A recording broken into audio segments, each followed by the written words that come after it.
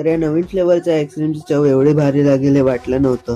तर झालं असं, आज कॉलेजमधून आम्ही डायरेक्ट घरी जात होतो, तर रस्त्यात आम्हाला प्रश्न पडला की आईस्क्रीम खाऊ की लस्सी पिऊ. मग आम्ही हे केलं.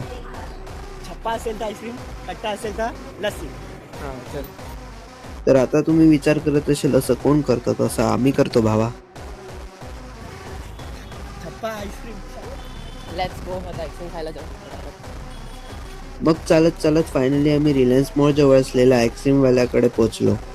न इकडे येऊन आम्हाला कळलं की इकडे मँगो फ्लेवरची आईस्क्रीम पण द्यायला चालू केली आहे. मग काय पटापट आम्ही एक एक आईस्क्रीम घेतली. न खात खात जातच होतो तर आम्हाला दिसलं आज पण बस डेपो समोर स्पोर्ट चालू आहे. मग काय पटापट आम्ही तिकडे गेलो न स्पोर्ट बघायला लागलो. तर आता तुम्ही विचार करत असाल ही मुलं कोण आहे, तर ही आमच्याच शाळेतली म्हणजे के मेस्त्री हायस्कूल मधलीच विद्यार्थी आहे. तर आम्ही परफेक्ट टायमावर आलो. आम्ही आलो न हे जिंकले. तर या मुलांमध्ये जिंकण्याचा उत्साह तर बघा किती आहे. मग थोड्या वेळाने आम्ही घरी जायला निघालो. न काही मिनिटं रिक्षामध्ये प्रवास करून फायनली घरी पोचलो. तर हा व्लॉग कसा होता ते कमेंट मध्ये सांगा.